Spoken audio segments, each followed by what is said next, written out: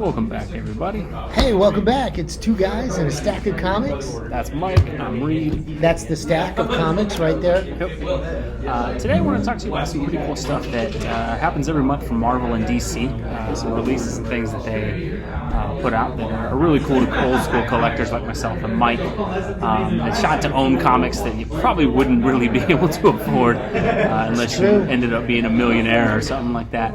Right. And that is Facsimile Issues that both Marvel and DC release. Pretty much every month there's 2 to 3 that do release. And it gives you a chance to own some really cool comic books. We actually have some here today that we'll show. And kind of Mike, being the Flash collector that he is, he kind of has the actual issue of Flash 105 as well as the facsimile to kind of compare with it.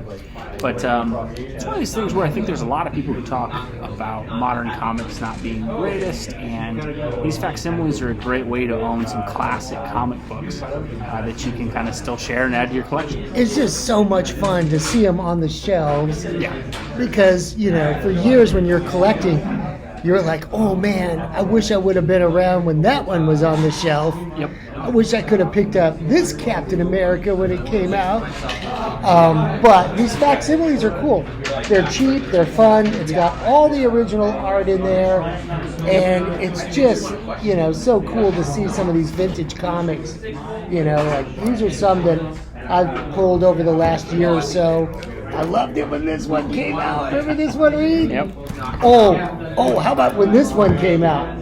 Yeah. No, it really gives you a chance. I mean, like a fan like myself who has characters that are like, you know, I'm never going to be able to afford a Detective 27. To actually be able to have it in the floppy format with the original artwork, the original ads, all that's really cool.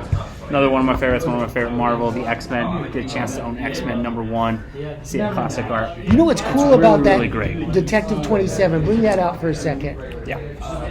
So, you could go online and read, you know, the Batman story out of this comic. Yeah. But what's really cool, and some people might say, you know, well, what else is in this comic?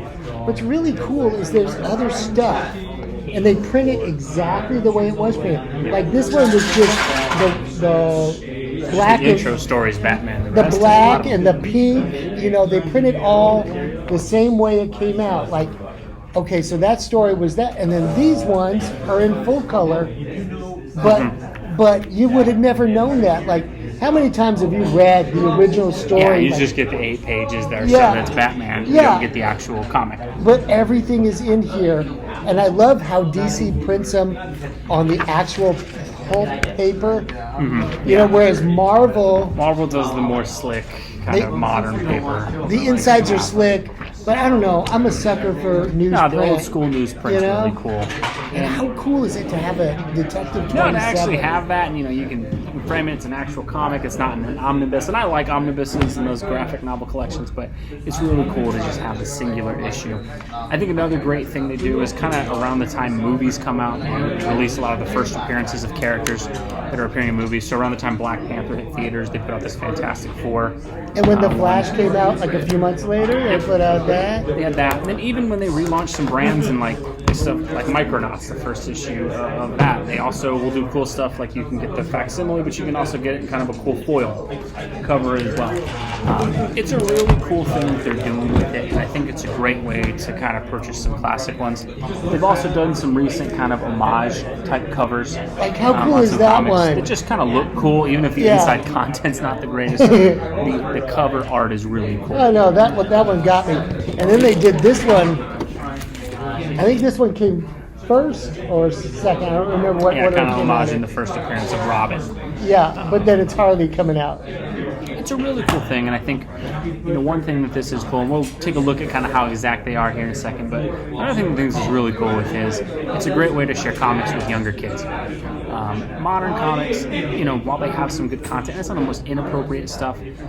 There is some things in there that if you have a 6, 7, 8-year-old, you maybe wouldn't want them reading some of the books. And so it's great to revisit some of these old classics with Stan Lee and some of these great ones that come out. You know, you got the Flash of Two Worlds here, that kind of thing, where they can read some real classic comics in an old school way without having to buy those huge omnibuses of them, but they get great kind of family-friendly content, great stories. And as a parent, if you have younger kids, it's a really cool thing to be able to share that with them. Oh, yeah. Even something like this Micronauts one, this is a book I remember having as a kid. To be able to get a reprint and have my kid have essentially the same comic in his stack that I had. Wait, you got to tell the story, Reed, about your dad and the Micronauts. So this is the first comic book my dad ever bought me. This is great. This is great. Because I think it was at 8 or 9 years old. It was behind the shelf, and I really begged him to buy it because I thought this character here was Darth Vader. I was a huge Star Wars fan. I was like 4 years old, and so I was convinced it was a Darth Vader comic book. So he ended up buying it for me. Of course, it's not Darth Vader, but just brings back a lot of good memories seeing some books like that. And it's really cool because they're a pretty cool, close approximation. So Mike, actually being the Flash collector that he is, and we'll kind of move this here, he has an actual Flash 105, and recently, about a week ago, DC put out the facsimile of Flash 105. And one of the real cool things is you can kind of look, and we'll move it down here so you can kind of see. It's essentially exactly the same with just maybe a few different variations. Before we get into that, though, Mike, I know there's a lot about 105 Flash that you wanted to talk about, kind of the history of it, why it was an important book and all that. Oh, thanks for reminding me. So, for those of you who don't know, this is Flash, and it's the first solo book for Flash in the Silver Age. Flash came out, they revamped Flash from the old 40s character in 1956 in a title called Showcase, which was really daring for them. Superheroes were not in vogue. Marvel and DC were printing Western, horror comics, horror, and stuff like that. Sci-fi, romance. Superheroes had fallen out of vogue. But DC decided to take a chance to bring superheroes back. And that famous comic, Showcase number 4, in 1956, which is considered the very first Silver Age comic, they tepidly tested the waters. What kind of revamping some of the from 1956 to 1959. This is one of the Showcase. There were 4 of them. There was Showcase 4, Showcase 8, Showcase 13, and Showcase 14. These are really expensive, but you can see mine's chewed up. Anyway, that's how you could afford it, right?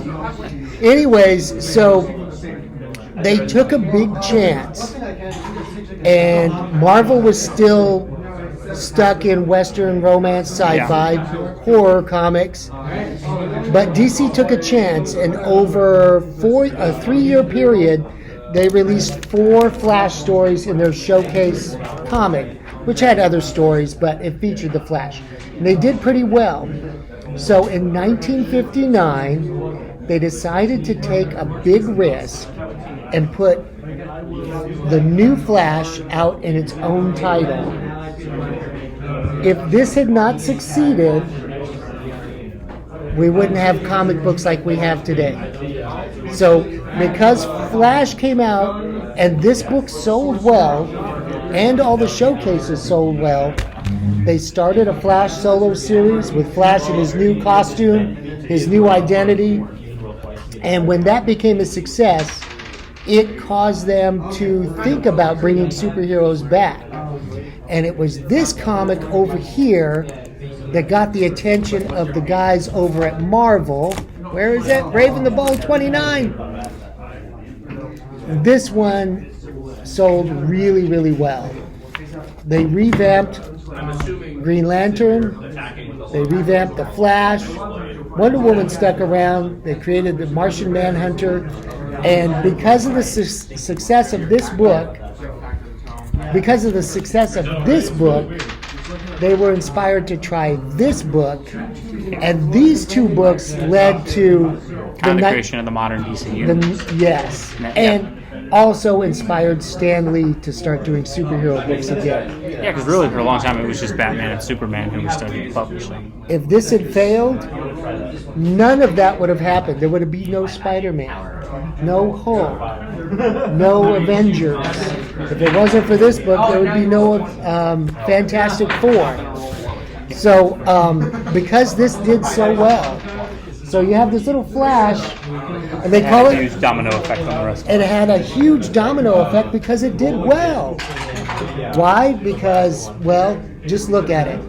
We'll kind of move us here and kind of look at the differences of this here being the original 105 and then this being your can- facsimile. You can tell mine looks about from 1959, right? Look how fresh and new this one looks. But it's all the same. Look at the back cover.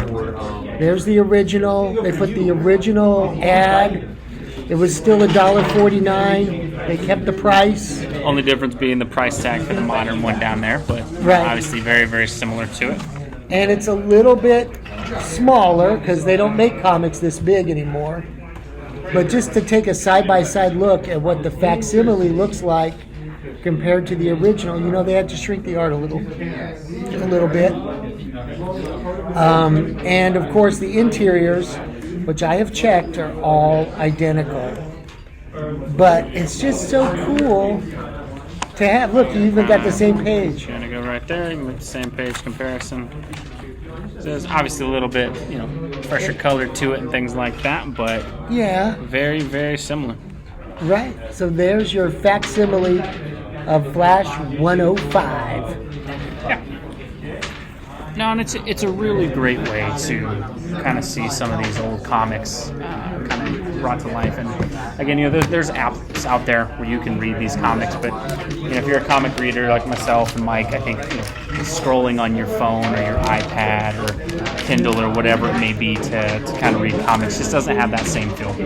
And so this is a really cool way that you can own some classic books. It's great to share those books. You can get some from your childhood and just see some great reprints. So definitely something worth checking out if you're someone who's a little disillusioned with modern comics and want to see some great old ones. You can check it out once or twice a month. Both DC and Marvel release them. It's something me and Mike both really, as individual collectors, enjoy picking up. And now you know the story of why this comic is so important. Yep. Because it succeeded and sold so well, everything changed. Superheroes came back in vogue, and don't ever forget the part that the Flash played in that. Had to. I just Flash had fan. to put it in there, right? Well, let us know what you think below. If you've seen some of these facsimile issues, if there's some that you want to see if we have or that you've enjoyed yourself, let us know. But, thank you so much for watching. We'll see you in the next video.